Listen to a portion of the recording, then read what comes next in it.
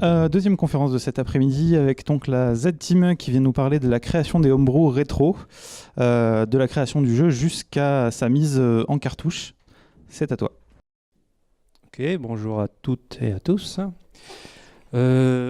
Cet après-midi, donc, on va vous parler un peu de tout ce qui est homebrew sur Mega Drive, donc essentiellement là-dessus. Je suis donc membre de la Z-Team, mon pseudo c'est Trouki malheureusement, et on est une équipe de 8 personnes, que des Français, à faire du développement sur Mega Drive et d'autres consoles également. Donc équipe composée de 3 développeurs, des graphistes, de la musicien et tout ce qui est test donc, sur la plateforme. Alors, du coup, le rétro gaming, on est en plein dedans en ce moment. C'est bien sûr tout ce qui est lié à jouer sur des anciennes consoles, c'est ce qu'on est en train de faire en ce moment. Mais c'est surtout jouer sur des émulateurs, hein. Dans tout ce qui est arrivé dans les années 95, on avait des machines assez puissantes pour pouvoir faire des émulateurs et jouer donc à des anciennes consoles, donc c'est des consoles 16 bits. Et c'est à partir de ce moment-là qu'il y a eu ce mouvement de homebrew. Alors le homebrew, pour bien le définir, c'est vraiment le développement qui est réalisé par des utilisateurs, donc pas des studios, pas des studios, pas des grands groupes, donc des utilisateurs comme nous, sur des plateformes propriétaires, donc là on parle plutôt de consoles, et sur des kits de développement officiels et non officiels. Nous, ce qu'on va s'intéresser, c'est tout ce qui est non officiel. Le développement officiel, il y a eu des initiatives, hein, sur Sony avec la NetYaros. Je ne sais pas si vous avez connu ça, pareil, des années 95, on pouvait faire du dev sur la PSX, sur ce type de matériel. Sony a continué, mais c'est très vite arrêté, c'était Linux avec la PS2. Et Xbox One aujourd'hui, où j'en parlerai un petit peu après, où on peut développer dessus de façon... Alors eux, ils appellent ça de l'indie, mais c'est à peu près associé à de l'homebrew. L'avantage aujourd'hui, c'est qu'on peut faire de la fabrication et de la vente d'un produit fini sans l'accord d'un fabricant. Alors, sur certains types de matériel, bien sûr, donc je viendrai là-dessus. Et ce qui est intéressant dans le rétro gaming et l'automaking, c'est tout ce qui est la phase de hacking et de reverse engineering. Donc, le reverse engineering, c'est refaire tout à partir de nos documents pour comprendre le fonctionnement. Et le hacking, c'est de continuer à étendre un peu le matériel qu'on a actuellement pour pouvoir faire d'autres fonctionnalités. Du coup, dans la génération de consoles, tout ce qu'on a dans la salle en bas, il y a toutes ces générations-là, hein. Le 1, 2, je n'ai pas vu. Le troisième, ça partait du 8 bits, 16 bits, ça c'est ce qu'on appelle les architectures. Alors, je ne vais pas m'étendre là-dessus par rapport au public. C'est tout ce qui est génération de consoles et du coup associé à une technologie qui est au-dessus. Je pense qu'aujourd'hui, on doit être à la 9 ou la 10, je ne sais pas. Ce qui est intéressant là-dedans, moi j'ai commencé sur la PSX dans les années 95. Il fallait avoir acheté une carte pour pouvoir la brancher sur la PSX. La carte, on pouvait trouver qu'à Londres. Le kit de développement, c'était uniquement dans les hacking parties, là, les week-ends de pirates où on pouvait avoir ce genre de truc. Il fallait avoir une PSX, fallait souder la puce sur la PSX. Bref, c'était ça marrant, on était étudiants. Et toutes les consoles aujourd'hui, on peut trouver un kit de développement officiel, voire non officiel. Et c'est ce qui fait un peu la force et du coup aussi l'intérêt du développement sur ce genre de plateforme. C'est que voilà, on peut trouver aujourd'hui des kits de développement, on en parlera juste après. L'avantage sur ce type de console ici, là, par rapport à ces générations-là, alors ceux-là, c'est, on va dire, une famille où il y a quand même pas mal de développement dessus. La Jaguar, pas mal aux États-Unis, la Mega Drive en Europe et aux États-Unis aussi. Et pour le développement, je parle, hein. Et l'avantage, bien sûr, c'est que voilà, on peut créer donc un produit jusqu'à la commercialisation, sachant qu'il n'y aura aucune modification de la console. Donc ça, c'est intéressant, c'est qu'il y a des personnes qui n'aiment pas flasher le firmware de sa Switch, n'aiment pas souder des composants sur ces équipements. Donc le fait de pouvoir développer une cartouche, la vendre si on veut, on peut la commercialiser parce que les personnes ne vont pas modifier le matériel qu'ils ont gardé depuis pas mal d'années ou qu'ils ont racheté. Donc ça, c'est vraiment le secteur sur lequel on développe. Alors nous, on développe sur la Mega Drive, on développe un peu sur la Jaguar, on développe un peu, là, j'ai pas ici, la Dreamcast. Voilà, on s'amuse un peu sur ces périmètres-là. Là, on ne vend pas trop là-dessus parce que là, il faut vraiment être un peu maso. Et là-dessus, on peut y aller, mais toujours pareil, hein, le dev ou le homebrew là-dessus est plutôt considéré par les éditeurs comme du piratage. On voit bien que la Nintendo, ils ont un peu du mal en ce moment avec la dernière Switch, parce que maintenant, il y a carrément un homebrew store, donc vous pouvez mettre carrément vos émulateurs de façon quasiment automatisée avec toute une application, ce qu'ils faisaient déjà sur la Wii U, enfin sur la Wii U, bien sûr.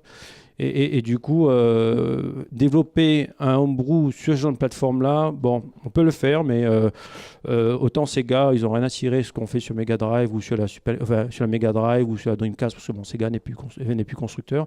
Mais autant Nintendo, ils sont hyper vigilants sur ce qui sort, même si c'est du homebrew, quoi.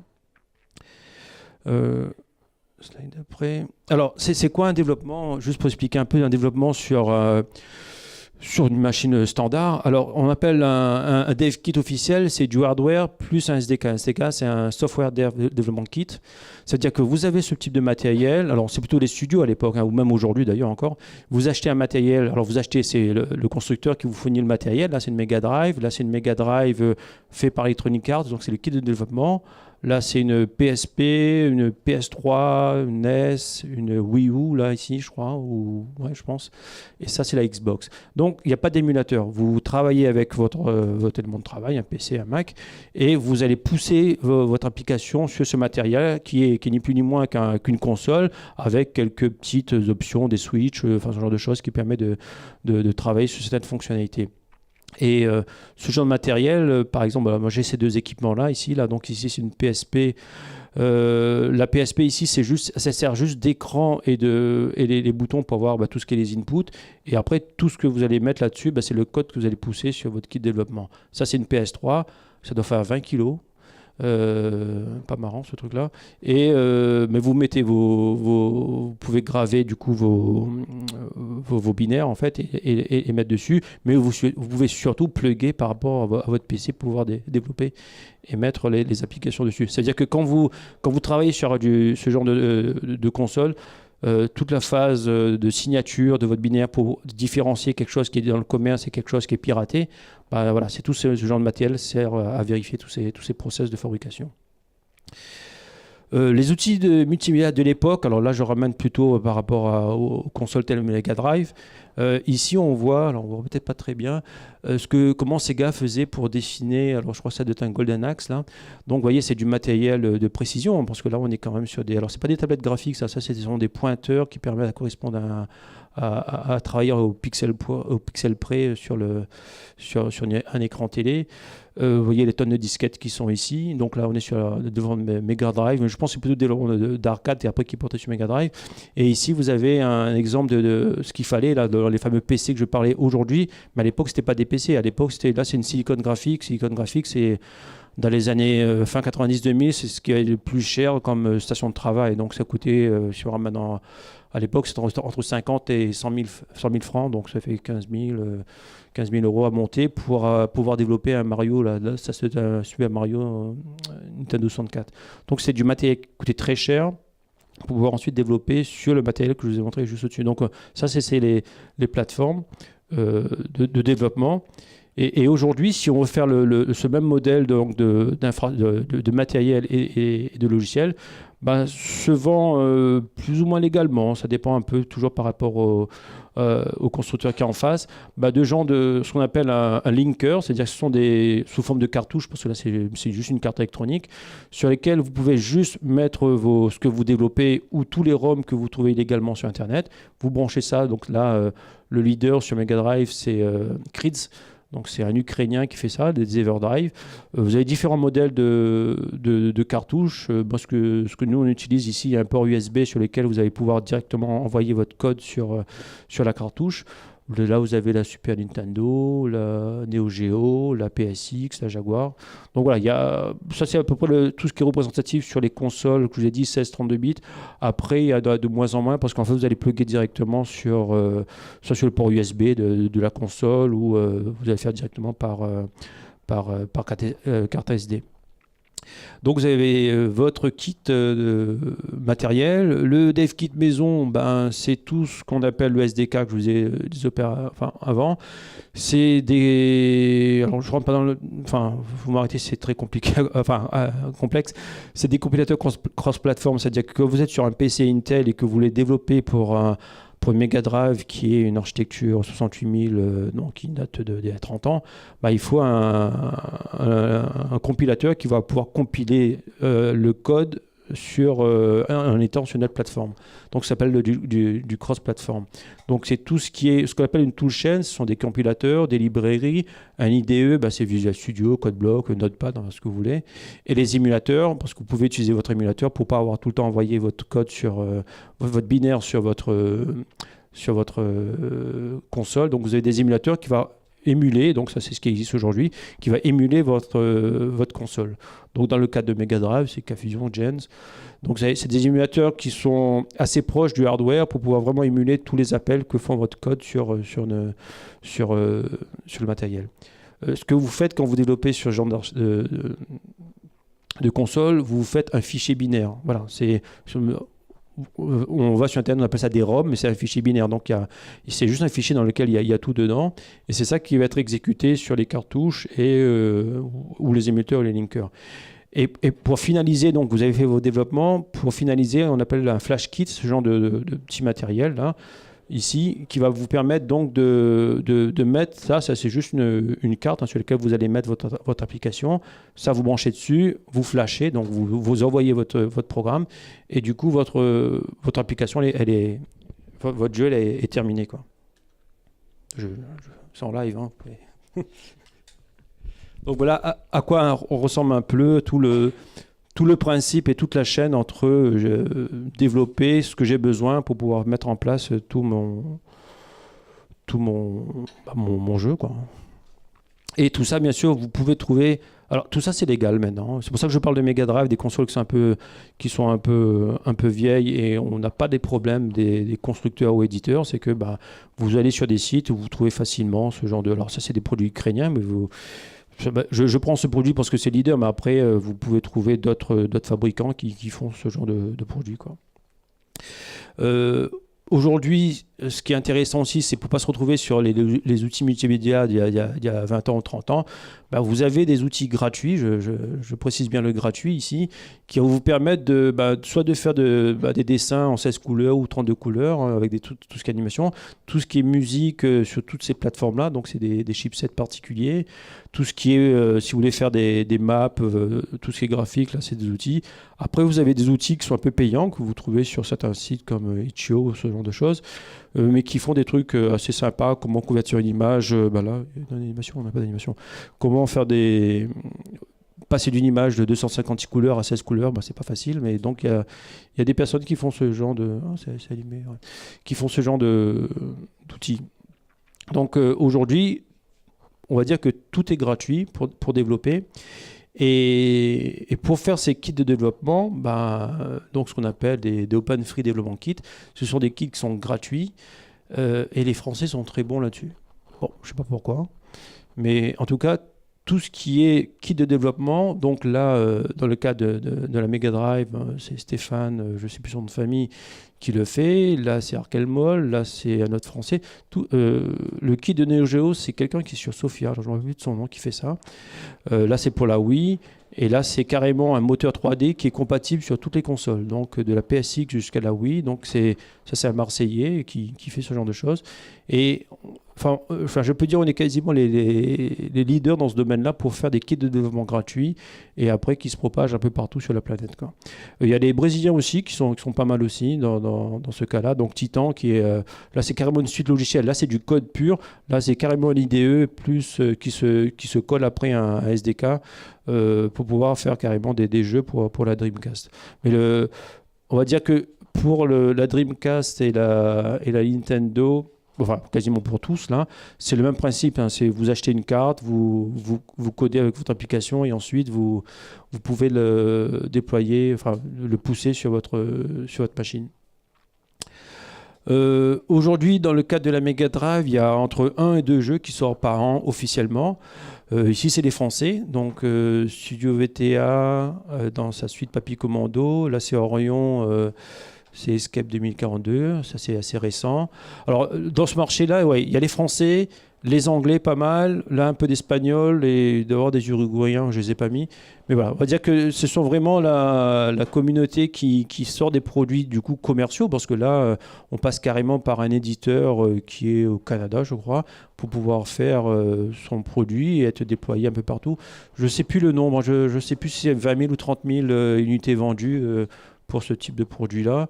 Ça, c'est une campagne Kickstarter qui n'a pas marché. Ça, c'est une campagne qui a marché. Les deux-là, c'est des campagnes Kickstarter qui ont marché. Et ils ont réussi à soulever, je sais pas, entre 30 et 40 000 alors, dollars ou de livres, je ne sais plus, pour ce type de produit. Après, il y a ce qu'on appelle les démos techniques. Alors ça, c'est vraiment pour le pur plaisir. Ça veut dire que c'est des personnes qui ont vraiment poussé aux limites un peu le matériel, parce qu'à l'époque, on ne pouvait pas faire des démos techniques sur ce genre de console. Donc aujourd'hui, le fait qu'il y ait des SDK, toute cette toolchain-là, ben, il y a des gens qui s'amusent à faire des démos techniques. Démos techniques, c'est juste de l'animation graphique temps réel. Hein. C'est ce qu'on fait beaucoup aujourd'hui sur PC ou Mac, mais c'est des choses c'est assez fun. Et après, alors les what the fuck, là ici, c'est des gars qui font du Java sur Mega Drive, pourquoi pas. Il y a des gens qui montent carrément des vumettes sur des cartouches lorsqu'ils jouent de la musique. Donc bon, voilà, c'est ça, toute la partie hacking qui apparaît à ce niveau-là. Après, bon, il y a pas mal de choses qui sortent comme ça chaque année, plus ou moins. Donc là, on parle vraiment de production avec des produits payants qui sortent sur le marché chaque année. Bon, alors, là, on va attaquer un peu dans le vif, là. Enfin, je sais pas combien de temps il me reste, là. Grosse demi-heure, ok. On va s'arrêter que là-dessus. Si on compare la Mega Drive à un iPhone, au-delà du CPU, aussi alors j'arrive pas à lire, c'est trop loin, 2 GHz, et là on est à 2 MHz. C'est le seul avantage qu'a l'iPhone par rapport à la Mega Drive. Donc l'iPhone n'a pas de port de contrôle, n'a pas de slot, n'a pas de sortie vidéo, n'est pas extensible, n'a pas d'extension de CD-ROM, n'a pas de prise, sur tous les iPhones, je crois qu'ils n'ont plus de prise jack. Et le blast processing, ça ne veut rien dire, mais c'était là-dessus où Sega faisait sa pub à l'époque, on faisait du blast processing. On n'a jamais compris à quoi ça correspondait. Mais si on regarde les fameuses architectures, et je pense qu'à ce niveau-là, le 16-32-8, on peut encore comprendre qu'est-ce qu'il y a dans une machine. C'est-à-dire que c'est ça une Mega Drive. Donc il y a des chipsets un peu partout. C'est 2 CPU, donc les fameux CPU lorsqu'on fait du cross-platform. Donc là, j'ai du Motorola et là, j'ai du Zilog, du Z80. 2 CPU, un CPU propriétaire pour faire tout ce qui est pas traitement vidéo, pour faire affichage de sprite et la sortie vidéo, et un chipset son. Donc là, c'est souvent du Yamaha. Donc là, ici, je crois que c'est un 2612 Yamaha. Donc c'est tout ce qui est sound chip. Donc ils sont utilisés par là sous les caractéristiques un peu techniques. Attention, 64 kg de RAM. Donc là, ça je sais pas s'il y en a qui savent encore que ça veut dire quoi, 64 kg. C'est un peu petit, mais voilà, la console, ce n'est que ça. Je ne saurais même plus repérer où sont les. Bon, je crois que le 68 000 doit être là et le VDP doit être ici, là, et après c'est des extensions. Donc une console, c'est encore compréhensible humainement quand c'est ce genre d'architecture. Plus vous montez dans nos consoles, les consoles d'aujourd'hui, on parle de multicore, multicore en termes de processeur, toute la techno qui est liée à la 3D, tout ça. C'est très passionnant, mais c'est très très compliqué à comprendre. Et du coup, faire du développement dessus en bas niveau, alors on parlera aussi le développement après, faire du développement dessus, vaut mieux passer par un outil tel que Unity, enfin tous les moteurs qui existent aujourd'hui pour développer dessus, parce que ça va quand même vachement vous simplifier la vie, quoi. Du coup, là-dessus, c'est quoi ça? Ouais. Là, on va parler le fameux VDP qui est ici, là, pour vous comprendre un peu comment marchait la Mega Drive. La Mega Drive, c'est 2 plans, un plan A, un plan B. Un plan Windows qui est une extension du plan A, donc c'est juste une partie, et un plan sprite. Ça veut dire que vous avez 3 plans principaux sur lesquels vous allez mettre vos images, vos sprites, ce que vous voulez. Et après, vous allez définir la priorité qui est devant quoi. Est-ce que le sprite est devant le plan A, le plan B et tout. Et c'est le fameux VDP qui va après, quand il va afficher, il va savoir ce qu'il fait. La résolution, c'est la résolution de l'époque, 320 par 240 pixels, 61 couleurs quand même, c'est quand même pas mal. Et avec des scrollings, là c'est pour expliquer un peu toutes les techniques qui étaient en fait, il y avait des fonctions qui étaient codées en dur dans ce fameux VDP, quoi. Et du coup, quand on fait un Sonic, j'ai le fameux plan B qui est ici, le plan A qui est là, mais cette couleur-là est transparente, donc on ne la verra pas, et les sprites qui sont devant, qui s'animent. Donc tout ça, la programmation, je dirais, simple, sur une Mega Drive, c'est afficher des plans et afficher des sprites, et après mettre la logique que vous voulez pour, lorsque je bouge le joystick à gauche, ça fait ça, je bouge à droite, ça fait 3. Ça fait ça, et du coup, ça vous donne un peu un ordre d'idée de comment étaient faits les jeux à l'époque et comment vous pouvez faire des jeux. C'est le principe. Alors, là, c'est du développement déjà d'un bon niveau. Faire de la 3D, faire des choses plus complexes, ce genre de console, il faut aller dans des langages, voilà, il faut descendre dans de l'assembleur, je ne sais pas si j'en ai parlé, voilà. Il faut descendre dans de l'assembleur, dans des trucs bien poussés, comprendre vraiment toute l'architecture de la console pour vraiment... alors c'est ce que faisaient les gens il y a 30 ans. Hein. Aujourd'hui, on n'a plus le temps de faire ça, nous. Hein. Donc, il y a 30 ans, voilà, il y a 30 ans, si on ne connaissait pas les 82 codes d'instruction d'assembleur, tu n'étais pas programmeur. Aujourd'hui, il n'y a plus beaucoup de monde qui développe en assembleur, si ce n'est pas pour leur métier, enfin, si ce n'est pas dans un cadre professionnel. Ce que Stéphane a implémenté à travers le HDK, donc c'est un langage C, donc c'est un niveau un peu plus haut, qui permet en tout cas, à travers sa librairie, de couvrir vraiment tous les aspects, que ce soit la vidéo, c'est pas les I/O. Ouais, les I/O, c'est tout ce qui est entrée-sortie, joystick, le Sprite Engine, tout ce qui est son, tout ce qui est fonction mathématique. En fait, tout est implémenté. Il y a une documentation qui vous permet de comprendre un peu. Donc, c'est pas, je pense qu'on pourra voir après, c'est pas très laborieux, mais ça vous permet vraiment, allez, on va dire en un mois ou un week-end non-stop, de comprendre un peu la finalité du SDK. Et surtout, vu qu'il est français, vous pouvez lui poser une question. Donc aujourd'hui, il n'y a pas beaucoup de développeurs encore qui développent des kits de développement et on peut solliciter. Donc ça, et le fait que toute l'équipe que je vais donner au-dessus, c'est des Français, ça aide aussi dans les échanges. Mais c'est des gens qui sont abordables, donc ça, c'est pas mal. Et qui font ça sur leur temps libre. J'ai bien dit que c'est du open and free. Développement en kit. Alors pourquoi les personnes font ça, je ne sais pas, parce que ça fait quand même des trucs, ça fait je crois que lui ça fait 8-10 ans qu'il est quand même là-dessus, qui fait évoluer quand même chaque année des features qu'il a envie de faire, et sachant que lui il n'est pas développeur non plus, je crois qu'il est dans le médical ou un truc comme ça. Les alternatives, là, parce que l'assembleur, on a dit que c'est pas pour nous. Le C, il faut connaître un petit peu et c'est peut-être pas marrant non plus. Mais il y a des alternatives, donc du basique, hein, donc Second Dimension, ça c'est l'éditeur, et je crois que c'est basique, Second Basic, je sais plus. Ah, pardon. Second Basic, je sais plus le truc. Ça c'est des Canadiens qui ont fait donc du basique, c'est plus abordable pour celui qui veut juste tester. Ça permet de faire, donc tout ce que je vous l'ai dit. Avec des performances quasiment égales, hein, et qui ont le vent. Pour les Brésiliens utilisent pas mal cet outil-là pour développer. Alors je ne sais pas pourquoi ils n'utilisent pas les logiciels au-dessus, mais ils font pas mal de petits protos, de petits logiciels avec ce genre de langage, quoi. C'est vraiment la grande famille, hein, des outils. Le langage C, c'est ce qu'on trouve dans tous les kits de développement, sur toutes les plateformes. Donc aujourd'hui, c'est le langage de fait pour pouvoir développer sur ce genre de console à travers ces différents SDK. Démo. Alors là... Attends, voilà. Enfin, je ne vais pas faire une démo en live, je ne vais pas même bien coder.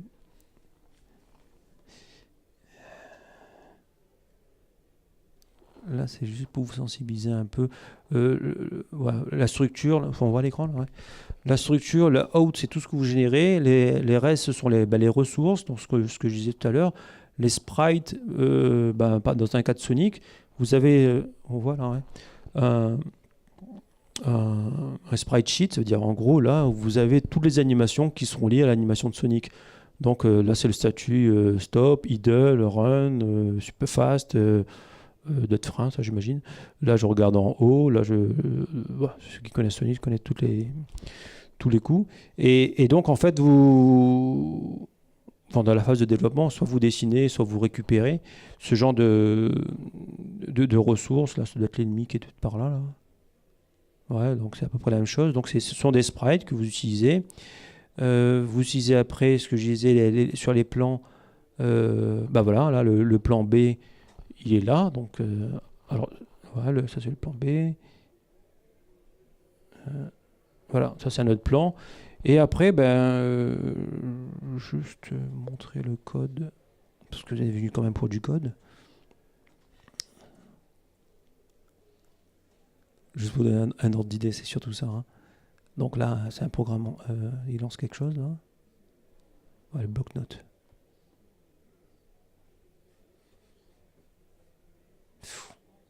Ouh là, ça pique. Alors, combien de lignes? Je ne sais pas si on va voir combien de lignes il y a dedans.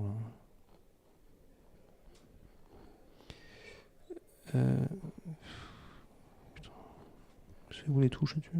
Bon, voilà. Là, il y a, je ne sais pas combien de lignes. Il y a à peu près, il n'y a pas grand-chose. Vous avez vu, hein, j'ai scrollé. Mais en tout cas, c'est juste pour vous donner un ordre d'idée à quoi ressemble un code lorsque je veux développer sur la Mega Drive. C'est pas des choses là. Je charge du son, j'inite le Sprite Engine, voilà, je rajoute des sprites. Voilà, c'est des commandes compréhensibles hein, pour enfin, j'espère que vous comprenez. Voilà, là, c'est typiquement, je charge les images, le plan B, le plan A. Donc là, on retrouve un peu l'architecture. Là, je charge le nombre de sprites que je veux à certaines coordonnées avec certaines palettes. Et après, lorsque j'ai fait tout ça et que j'ai compilé, je sors un binaire. Alors, est-ce que mon truc va marcher là-dessus?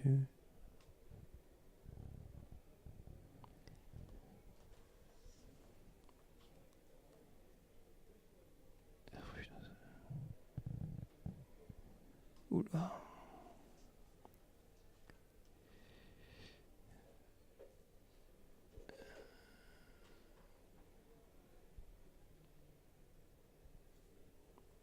Qu'est-ce que c'est que ce truc?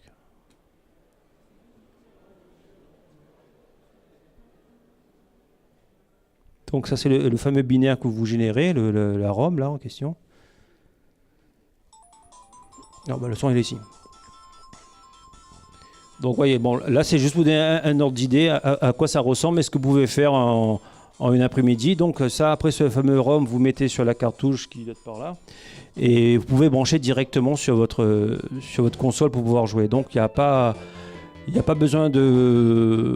Bon, c'était assez rapide hein, la démo, mais c'est vous expliquer que en une après-midi, vous pouvez... Alors, j'ai triché en disant que vous allez faire Sonic en une après-midi. Hein. Là, c'est juste pour donner un ordre d'idée parce que c'est un peu plus complexe Sonic. Mais ça vous donne juste une idée qu'avec un spreadsheet des animations, ben, vous maîtrisez un peu le concept du développement sur la Mega Drive avec les plans et ce genre d'outils là. Donc l'émulateur, là, ça c'est pareil, ce sont des Français qui l'ont développé.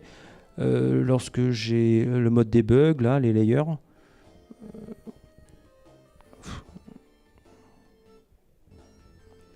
Lorsque je vais désactiver, pour que vous compreniez un peu, je peux dire affiche-moi que le plan A. Donc voilà, le fameux plan A, le plan A, le plan B, les sprites.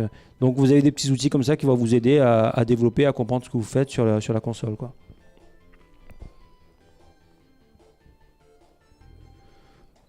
Donc c'est facile quand même, non? Non? Non, j'ai pas l'impression. Alors je reviens sur mes slides. Du coup, qu'est-ce qu'on fait une fois qu'on a vu le SDK, on s'est amusé. On peut faire déjà aussi. Alors comment je reviens sur la présentation là?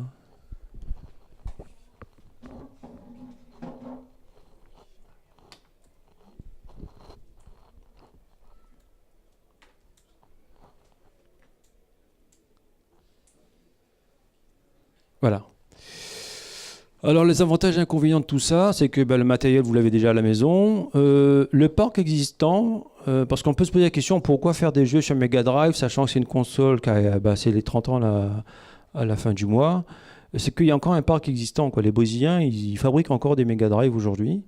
Il y a une Mega Drive qui va sortir bientôt, là, ça s'appelle la Mega SG. Donc, alors, c'est plus du matériel de l'époque, bien sûr. On ne font plus de Motorola 108 000 aujourd'hui. Hein. Je ne sais même plus si Motorola existe. Mais c'est avec des nouvelles technologies qui permettent d'émuler au mieux la console. Et la communauté de dev, elle est vraiment très active, que ce soit des Français, des Anglais, des Américains. Enfin, il y a vraiment beaucoup. Alors, vous avez des Discord, des forums, des GitHub, tout ça. Donc, c'est toujours vivant, quoi. C'est l'avantage de ne pas partir sur une console où il y a peut-être 2 personnes qui développent dessus. Donc il y a vraiment le fait qu'il y ait des produits commerciaux qui sortent toujours, ça fait qu'il y a des clients ou des utilisateurs derrière. Ce qui est compliqué un peu dans ce domaine-là, c'est que il faut toujours tester sur la console. Donc là, on l'a testé sur votre ordinateur, mais vous pouvez avoir des petits écarts entre ce que vous faites par rapport à l'émulateur et par rapport à la console. Faire des images en 15 couleurs, faut se réveiller tôt quand même, parce qu'en 320 par 224, pareil, c'est des résolutions qu'on n'a plus l'habitude, mais c'était les résolutions d'écran il y a 20 ans, 30 ans, sur les PC de marque actuelle, c'est surtout ça que je veux dire. Et puis, il n'y a pas de débugger, donc là, il faut ruser un peu pour pouvoir débugger, parce que là, c'est que de l'artisanal tout ça, bien sûr. Il n'y a pas d'outils professionnels, même si on utilise des outils professionnels, mais ce n'est pas parce que vous utilisez un Visual Studio ou ce genre de produit que vous allez pouvoir débugger, parce qu'il n'y a pas la notion d'interruption, du pas à pas, parce qu'on fait, comme je disais, depuis le début, du cross-platform. On ne développe pas pour de l'Intel. Alors nous, là-dedans, la Z-Team, on est un peu fou. Donc ça, c'est la collection 2018. On fait beaucoup de remakes, ça c'est notre spécialité. Donc là, je sais pas. Alors des remakes, on est tous des anciens sur Atari Amiga, donc pareil, là on est dans les années 90. Et nous, tous ces jeux-là, on les aimait bien, quoi. Alors il y a beaucoup de jeux de français, là, ça c'est des français, ça c'est des français. Et après, c'est que des jeux américains ou anglais. Et du coup, dans notre délire, là, nous on dit, ces jeux-là, on les a aimés. Vu que le code source est impossible à trouver, les médias, on peut les trouver, les musiques, on peut les trouver, enfin on les trouve, on peut les trouver, mais le jeu, vu qu'on n'a pas le code source, on refait from scratch. Donc en gros, ce qu'on fait, on refait tout. Donc on regarde le long play YouTube et on refait tout le niveau.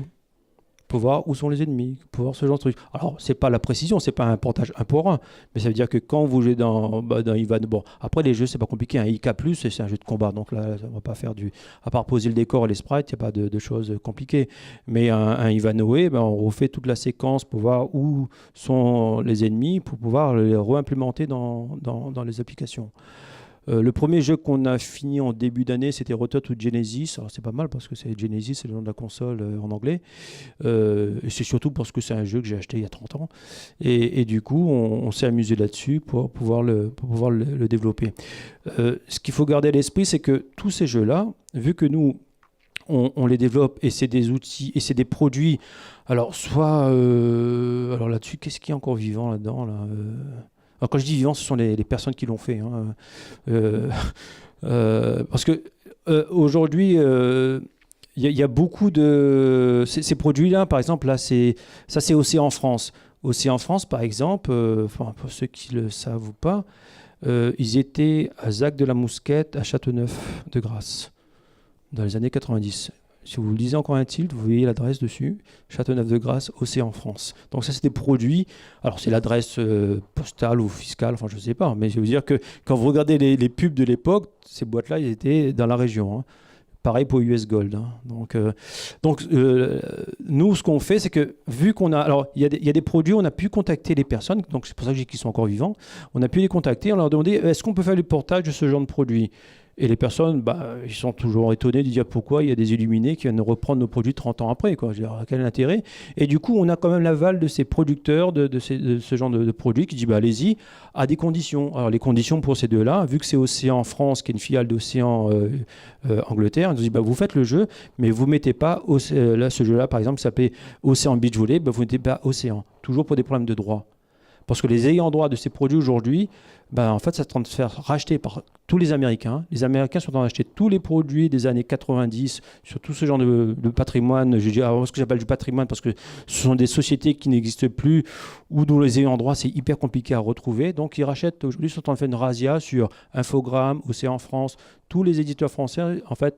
Tout ce qu'ils ont pu produire dans les années 90 jusqu'à 2000 sont en train d'être rachetés par des Américains. Alors quand je dis des Américains, c'est un ou deux gars, c'est pas des grosses sociétés qui rachètent ça. Parce qu'aujourd'hui, le portage de ces jeu sur des Mega Drive, il n'y a personne qui le fait, enfin il n'y a personne qui fait cet exercice. Ils vont peut-être prendre les droits pour mettre sur les iOS ou Android, mais faire du portage dans l'autre sens, il n'y en a pas beaucoup. Mais il y a quand même des petits malins qui aujourd'hui rachètent les ayants droit ou les licences d'époque là, pour pouvoir ensuite les refaire sur Mega Drive ou Super Nintendo, parce que, comme je vous disais, vu qu'on vend encore des consoles et il y a encore des utilisateurs, c'est des marchés qui tiennent encore le coup aujourd'hui, quoi. Alors marché, ça reste quand même marché de niche, hein, bien sûr, on n'est pas là dans des grands volumes, mais de mémoire, je crois, le papier commandé de VTA, c'est 20 000, je crois qu'il a vendu 20 000 à $40 le produit, quoi. Donc quand on fait ça tout seul le soir, au lieu de regarder la télé, ça peut rapporter à un moment donné.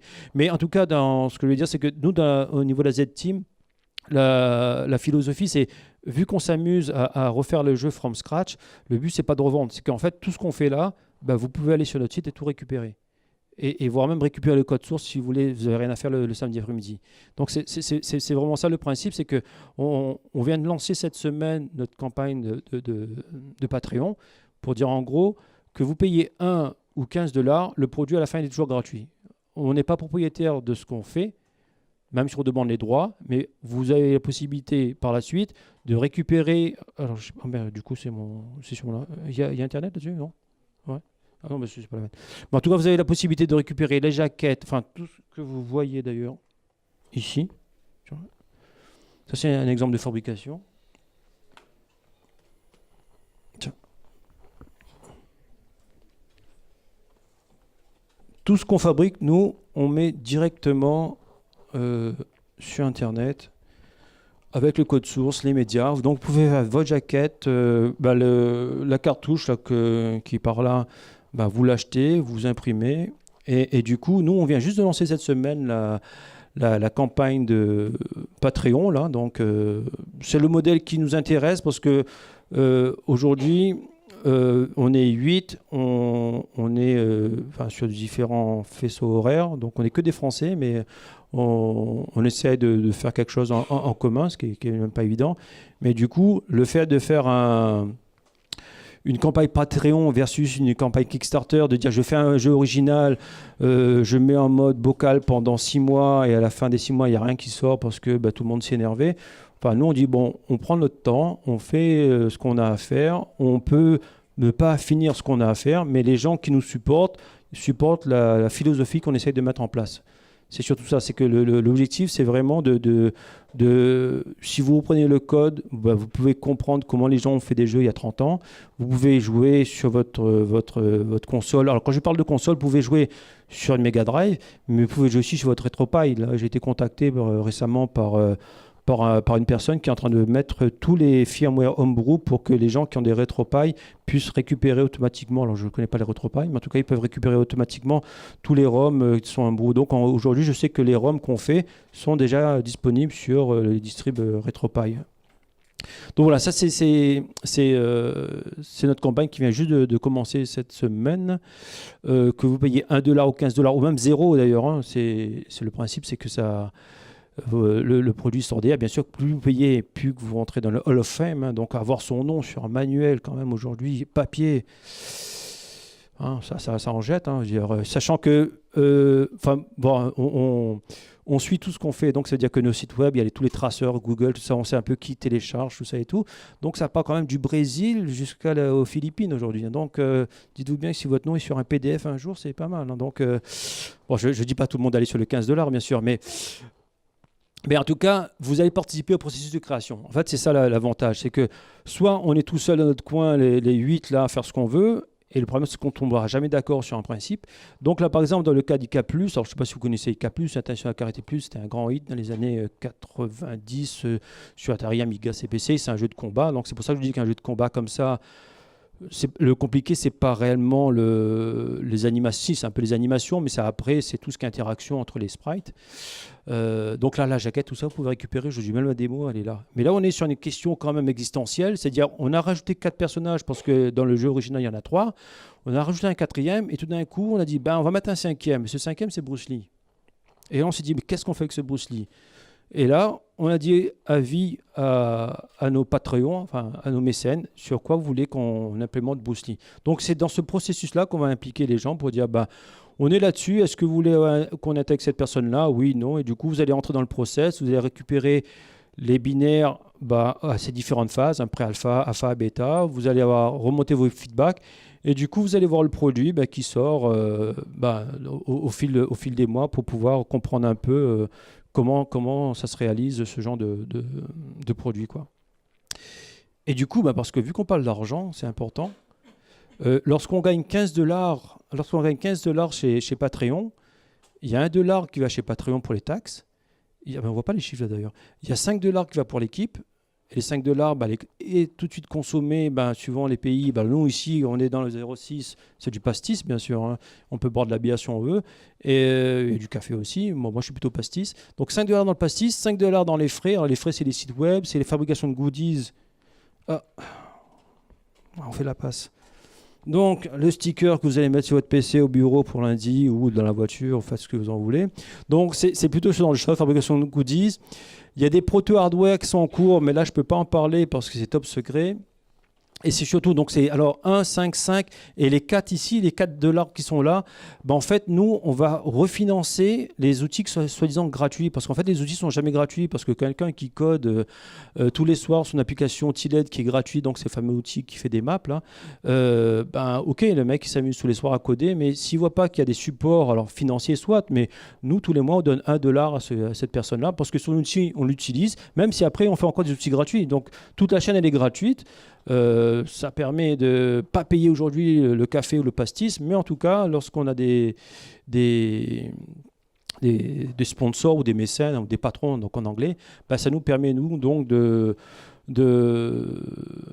reviens toujours au pastis, hein. Donc de boire du pastis, de payer notre site web, de supporter des artistes, hein, parce que là on voit pas le truc, c'est des artistes et des outils, parce qu'on supporte aussi des artistes qui font des initiatives dans le domaine du rétro, tout ça. Ça c'est important parce que si on maintient pas en fait cette communauté-là, elle va la communauté du rétro, vu la moyenne d'âge qu'il y a ici, on voit bien c'est quoi. Et du coup, si on ne les soutient pas, malheureusement, à un moment donné, ça va disparaître.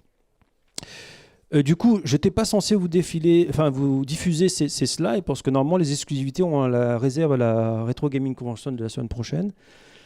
Donc là, vous savez sur quoi on va se pencher l'année prochaine. Donc, Extase, pareil, c'est une boîte pionnière, un Cryo. Je ne sais pas si vous connaissez la boîte Cryo. C'est des génies de l'informatique des années 90. Targan, Silmaris, des génies aussi. Non, personne. Là, j'ai l'impression que là-bas, il y a quelqu'un qui a vu là. Ouais. Tu peux mettre entre 1 et 15. Hein. Non, Targan, pourquoi j'ai dit Targan? Parce que c'est marrant, parce que Targan, donc c'est des Français, pareil, ils étaient pionniers dans les années 80. Là, on est plutôt 92. Et Tilt à l'époque, 91. Donc voilà, on est en 91, on disait, ouais, Targan va sortir sur Mega Drive. Bon, c'est jamais sorti. Voilà, nous, on dit, on va le sortir 30 ans après, quoi. Donc, pourquoi? Je sais pas. Chapel Café, là, il y a sur Amiga en bas, là, je l'ai vu. Donc, on est en train de le faire, là. Il est avancé. Là, on n'a pas fait la jaquette, c'est First Samurai. Donc voilà, c'est 4 jeux qui sont encore en pré-alpha ou qui n'ont pas encore commencé. Il y en a 2 qui ont commencé, hein, Extase et Chebel Café ont déjà commencé. C'est pour 2019. Toujours un principe, à la fin, vous avez la jaquette, la cartouche, vous avez tout ça. Vous allez sur notre site, hein, en fait. Vous avez sur notre site qui est ici. Vous récupérez ce que vous voulez. Et vous avez après tous nos canaux de médias là-dessus et la campagne Patreon, quoi. Allez, j'attends vos questions. S'il y a des questions, bien sûr. Bon, je pense qu'il y en a. Non, vous n'êtes pas curieux? Ah, si.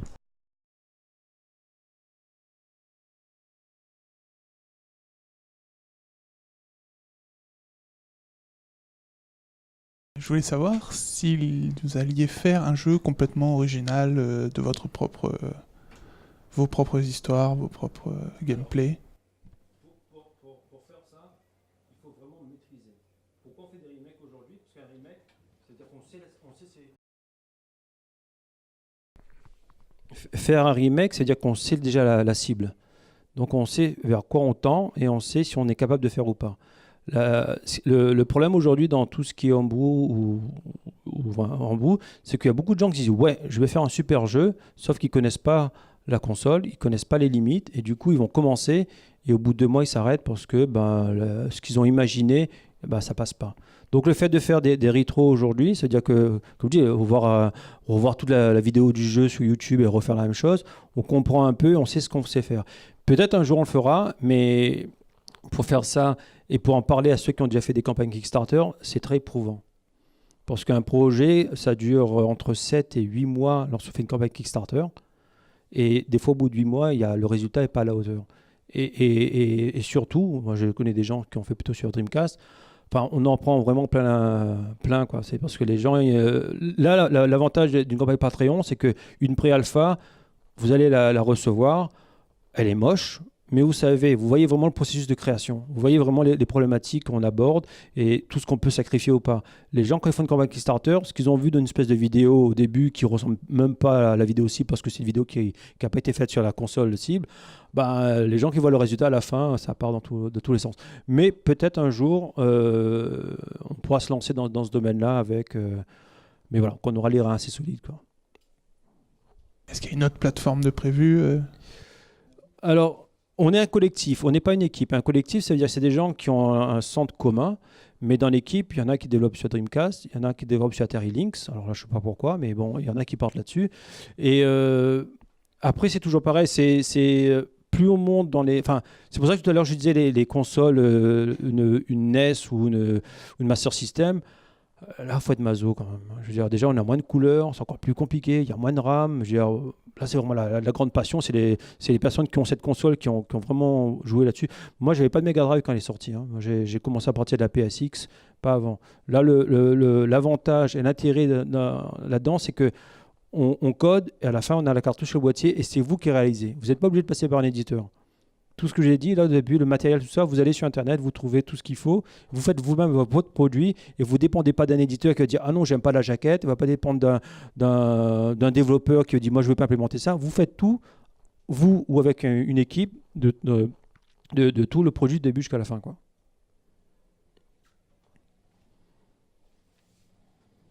Il y en a qui veulent développer sur Mega Drive ? Est-ce qu'il y a une autre question ? Là-bas, j'ai vu un Targan. Non ? OK pour Targan sur Mega Drive ou pas ? Non ? OK, c'est bon. S'il n'y a pas d'autres questions, ça va... Et il est très complexe, Targan. Hein. Très, très dur. Hein. Alors, juste pour expliquer comment je fais Targan, je regarde la vidéo, je prends la version Mega Drive, je copie les écrans, je décompile. Enfin, je perds mon temps, quoi. Mais j'adore. Alors... développer, c'est pas évident. Par exemple, là, j'ai pas montré sur l'écran. On a fait un jeu qui s'appelle Tsukiya. Le jeu, c'est la suite de Mopiti Island, de l'Encore. Voilà. Ce jeu-là, il n'est jamais sorti. Il devait sortir en 92. On a réussi à mettre la main sur les médias, donc c'est-à-dire les graphiques et tout, et même le moteur de l'époque. Donc, on a fait une pré-alpha. Donc, on a dit, voilà la suite de Mopiti Island 30 ans après. On l'a mis sur Internet. C'est parti un peu partout parce qu'il y a beaucoup de gens qui attendaient cette suite-là. Et Monsieur Langlois de l'Encore, donc Monsieur Langlois, c'est le fondateur de l'Encore, on nous a envoyé un mail, il dit, je veux surtout pas que vous sortez la suite. 30 ans après. Hein. Et du coup, on échange de mails. Il m'a expliqué pourquoi il ne voulait pas. C'est parce qu'aujourd'hui, à Kanaboka, il y a une société qui est en train de faire un reboot de Mopiti Island. Et il espère que si la campagne de Kickstarter marche, plus tard, ils feront une suite. Et peut-être plus tard, ils feront appel à nous. Bon, je pense qu'on ne sera plus là. Mais en tout cas, je ne sais plus, c'était quoi la question d'ailleurs pour finir, c'est ça, retrouver les contacts. Mais en tout cas, c'est ce qu'on essaye aussi. Par exemple, sur certains jeux, on essaie de retrouver les développeurs de l'époque. Parce qu'il y en a qui sont encore vivants, parce qu'il y a quand même beaucoup de gens malheureusement qui décèdent, surtout bizarrement les musiciens ou les graphistes.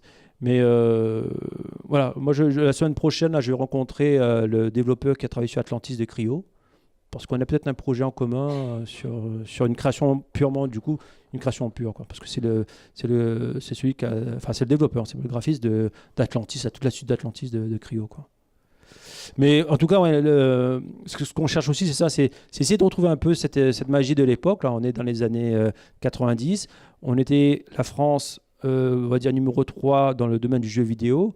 Tous les grands studios, on était vraiment très leaders, on était très vraiment, dans la création, on était vraiment très bons. Et bon, il y a toujours des grands studios aujourd'hui en France, mais sinon tout le monde est parti sur le continent américain, quoi.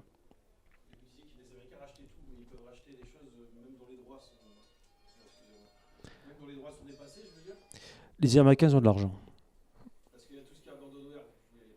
Ah, je sais pas, ça veut dire quoi, abandonware. Parce qu'en fait, les ayants droit, il y a un produit, même si les gens sont morts, il y a toujours un ayant droit quelque part. C'est comme tout, hein, je veux dire, et c'est pour ça qu'il y a, j'appelle ça des petits malins, mais alors, et surtout, alors je peux les nommer, hein, c'est Pico Interactive, c'est Watermelon, bon, c'est des noms que les gens ne connaissent pas, mais c'est une ou deux personnes. Comment? Non, c'est vraiment un secteur, là, vu qu'il y a un marché, c'est un secteur qui, juste, ça fait 2 ou 3 ans, ils rachètent tous les droits des entreprises, mais ils n'ont pas de développeurs. Après, ils font appel à d'autres développeurs. On a été contacté, alors pareil, là, je n'ai pas montré la vidéo. Attendez, je peux montrer juste une vidéo, par contre. J'ai encore 5 minutes, oui. On va conclure là-dessus, mais oui. Ouais. Bah, du coup, la vidéo, c'est vrai que je ne vous ai pas fait montrer de vidéo, là. J'arrive pas à voir. Ah, voilà. Bon. Switchblade, c'est un jeu 90 avant Rick Dangerous. C'est un jeu que deux du collectif ont commencé et qui du coup sont entrés en négociation avec ces fameuses sociétés. Et pour faire une conversion 1 pour 1 d'un jeu comme ça, qui peut prendre à peu près entre 6 et 7 mois, c'est 1 000 €.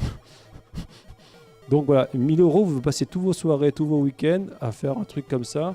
Et du coup, les deux personnes, alors je les cite pas, mais c'est Mars et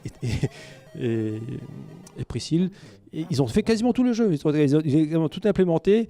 Et en fait, pourquoi ça s'est pas terminé ou comment dire conclu, c'est que ces éditeurs-là, ils jouent sur une place de marché. Ils voient les développeurs qui sont bons ou pas, et ils vont dire toi tu me fais ça, je te promets quelque chose. Enfin, on est comme le business traditionnel, quoi, hein. Sauf qu'on n'est pas dans ce domaine-là, nous.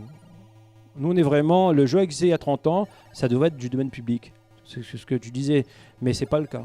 Et le fait de faire du reverse engineering et de refournir tout le code source, tout ça, on a mis tout ça d'ailleurs sous la licence Creative Commons 4.0, c'est-à-dire vous faites ce que vous en voulez, là, des cartouches, tout ça, enfin des prints, tout ça, le code, vous faites ce que vous en voulez, mais vous ne revendez jamais.